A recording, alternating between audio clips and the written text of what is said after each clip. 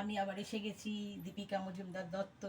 তোমাদের কাছে একটা নতুন রান্না নিয়ে, যারা করেছো তাদের কথা আলাদা, যারা করনি তাদের জন্য এইটা। এই দেখো, পটলগুলোকে আমি এরকম করে কেটে দিয়েছি, কিছু দুভাগ করেছি, দুটো গোটা রেখেছি। এইগুলোকে আমি হালকা করে ভাপিয়ে নিয়েছি, একদম নরম করিনি, হালকা করে ভাপিয়ে নিয়েছি। এইবার এর থেকে আমি করবো কি, এই যে পটলের ভেতরের যেগুলো রয়েছে, এই যে দেখতে পাচ্ছ পটলের ভেতরে যেগুলো রয়েছে, সেই ভেতরের দানাগুলোকে আমি সব বের করে নেব। এই যে দেখতে পাচ্ছ, এবার আমি এগুলো সব বের করে নিচ্ছি। এগুলোকে আমি এক এক করে দানাগুলোকে বের করে নিচ্ছি। যেগুলো অর্ধেক সেগুলো তো বের করতে সুবিধাই, সেগুলো কোনো ব্যাপার না, ধরবে। আর এই যে ছুরি হোক, চামচ হোক, এই যে চামচ দিয়েও তোমরা এরকম করে বের করে নিতে পারবে, কোনো অসুবিধা নেই। কিন্তু গোটাগুলো যেগুলো, সেইগুলো একটু অসুবিধা হয়। সেইগুলোকে তোমরা ছুরি দিয়ে প্রথমে এটা মাথাটা কেটে নেবে, নিয়ে আস্তে আস্তে করে এই যে চামচের পেছন দিকটা দিয়ে আস্তে আস্তে করে, এই যে দেখো চারিধারটা এরকম করে ইয়ে করে দিয়ে আস্তে আস্তে করে বের করে নেবে। তাহলে কি হবে, সব ভেতরের দানাগুলো, ভেতরে যা আছে এর ভেতরে সব বেরিয়ে চলে আসবে। এই দেখো এক এক করে আমি, এই যে এই দেখো সব বেরিয়ে এলো। এরকম করে আমি দানাগুলোকে, ভেতরে যা যা আছে পটলের ভেতরে যে দানাগুলো, এগুলোকে সব আমি বের করে নিলাম।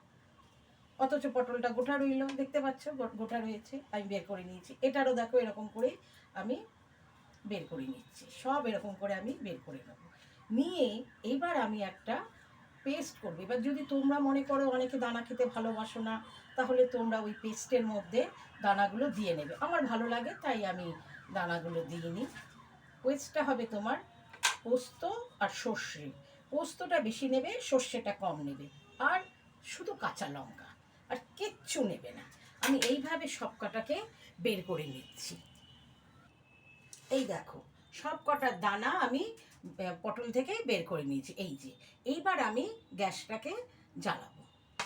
গ্যাসে আমি দেখো কড়া বসিয়ে দিয়েছি, গ্যাসটাকে আমি এবার জ্বালিয়ে দিচ্ছি। গ্যাস জ্বালিয়ে দিলাম। এইবার গ্যাসে আমি কড়াটা বসিয়েছি, এবার তেল দেবো, সর্ষের তেল দেবো। এই দেখো সর্ষের তেল, আমি সর্ষের তেল দিচ্ছি। এটা সাদা তেলের থেকে সর্ষে তেল করলেই ভালো হবে, কারণ ভাত দিয়ে খাবার তো। সর্ষে তেলটা দিয়ে নিচ্ছি, তেলটা গরম হোক। আর এই ফাঁকে আমি দেখো এই যে সর্ষে আর পোস্ত আর কাঁচা লঙ্কা নুন মিষ্টি দিয়ে বেটে রেখেছি। এর মধ্যে আর কোনো কিচ্ছু পড়েনি, শুধু সর্ষে পড়েছে আর পোস্ত পড়েছে, কাঁচা লঙ্কা আর নুন মিষ্টি দিয়ে বেটে রেখেছি। আর এইবার এটার মধ্যে এই যে দানাগুলো রয়েছে এগুলো দিয়ে, যে তোমরা যদি মনে করো দানা ভালো লাগে না খেতে, তারা ওই পেস্টের সাথেই বেটে নেবে, তাহলে কোনো অসুবিধা নেই। এইবার তেলটা গরম হয়ে গেলে আমি তেলের মধ্যে এটা দিয়ে দেবো। আর কিচ্ছু ফোড়ন পড়বে না, এটার মধ্যে শুধু তেলটা গরম হবে আর তেলটার মধ্যে এই পেস্টটা পড়বে। দেখো তোমরা, এই যে তেল গরম হয়ে গেছে, এবার আমি এই পেস্টটা দিয়ে দিচ্ছি। পেস্টটা আমি দিয়ে দিচ্ছি। তোমাদের যদি চিংড়ি মাছ থাকে চিংড়ি মাছও দিয়ে নিতে পারো, আমার কাছে নেই তাই চিংড়ি মাছ সর্ষে পোস্তের মধ্যে খুব সুন্দর যায়, দারুণ যায়। আর ওটা এমন একটা মাছ যাতে দেবে সেটাই খেতে ভালো লাগবে। এইবার আমি এটার মধ্যে একটুখানি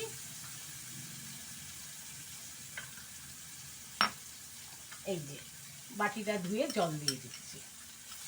বাটিটা ধুয়ে আমি জল দিয়ে দিলাম। গ্রাইন্ডারটাও ধুয়ে দিয়ে দিলাম, মিক্সির জারটা। এইবার এর মধ্যে আমি, কেন আগেই বলেছি নুন আর মিষ্টি দিয়ে আমি করেছি, যার জন্য আমার আর লাগবে না, একটু হলুদের গুঁড়ো দিচ্ছি।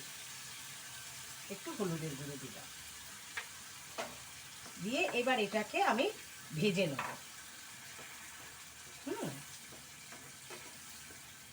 একদম শুকনো শুকনো করে ভাজা হবে। ভাজা হয়ে ওই যে পটলের সেদ্ধগুলো দেখালাম, ওর মধ্যে আমি পুর হিসাবে এটাকে ব্যবহার করব। আর তোমরা যদি চিংড়ি মাছ দিতে চাও, চিংড়ি মাছটা একটু ভেজে নিয়ে তারপরে এটার মধ্যে যখন পুর ভরবে তখন ওটার মধ্যে সাথে মিশিয়ে দিয়ে দেবে। এটা হচ্ছে তোমাদের ব্যাপার। আমার চিংড়ি মাছ নেই, আমি চিংড়ি মাছ দিইনি, এটা হোক তারপরে করছি। দেখো পুরটা অলরেডি তৈরি হয়ে গেছে। এইবার আমি এটাকে নাবিয়ে নিচ্ছি, নিয়ে পটলের ভেতরে ভরে দেবো। এই যে নামিয়ে নিলাম, নিয়ে দেখো এই যে এটার পটলের ভেতরে দিয়ে দেবো, তাই এটাকে আমি নামিয়ে নিচ্ছি।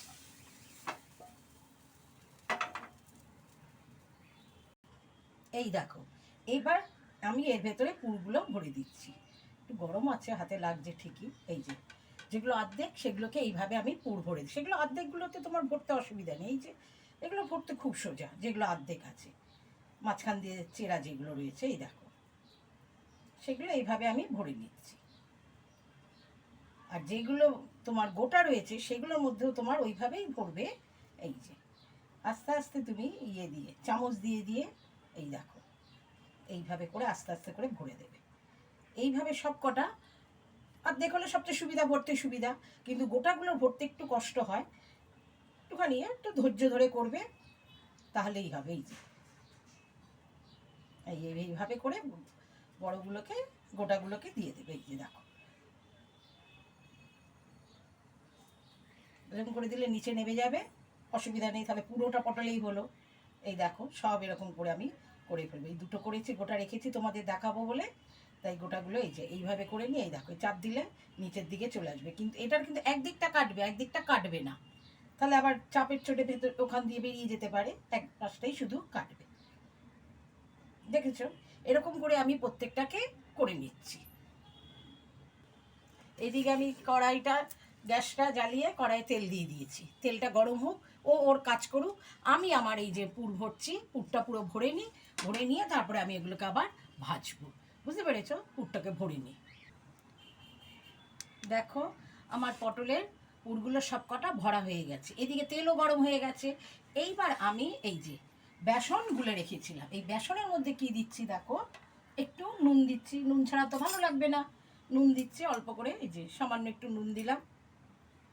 বেসনটা একটু পাতলা করেই গুলেছি, খুব পাতলা না আবার খুব ঘন না।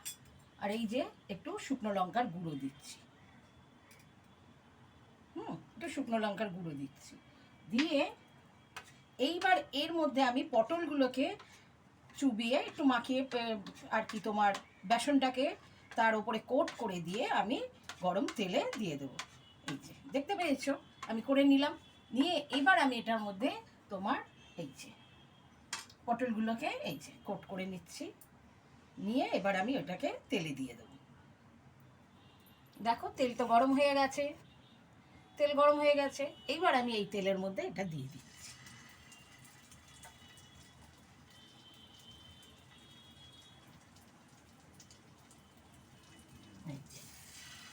তবে যেইগুলো অর্ধেক আছে সেইগুলো যে আমি কোট করছি, এই দেখো সেগুলোকেও আমি এরকম করে কোট করে নিচ্ছি, ওপরটায় বেসনটা দিয়ে নিলাম। এইগুলো কিন্তু যে দিকটায় পুরটা ভরা সেটা কিন্তু তোমরা আগে তেলের দিকে দেবে, তা নাহলে খুলে যাবে। বুঝতে পেরেছো, সেইগুলো এই যে দিয়ে দিচ্ছি। দেখো পুরের দিকটা তেলের দিকে তেলে দেবে আগে।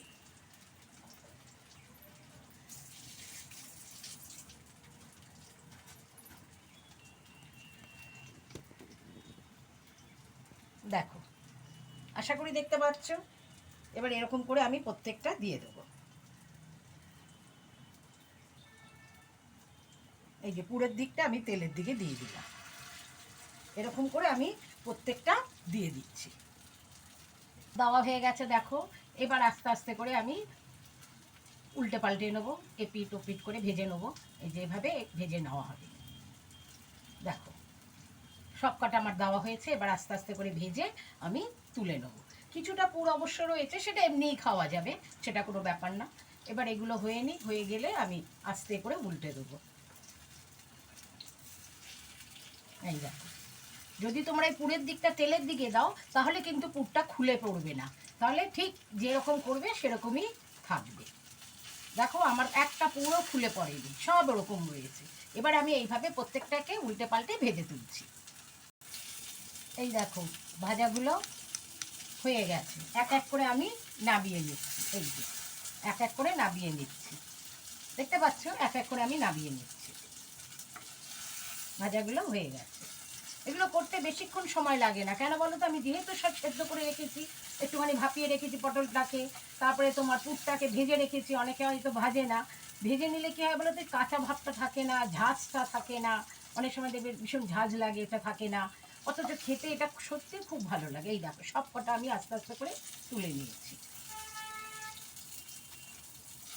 এই যে গোটাগুলো দেখো ভাজা হয়ে গেছে, ঘুরিয়ে ফিরিয়ে সব কটাই দেখো সুন্দর ভাজা হয়ে গেছে। এবার এই ভাজাগুলো নিয়ে আমরা খেতে, তোমরা ডালের সাথে নিয়ে খেতে পারো, এমনি খেতে পারো ভাতের সাথে মেখে, সত্যি খুব ভালো লাগে। এবার আমি গ্যাসটা নিভিয়ে দিলাম।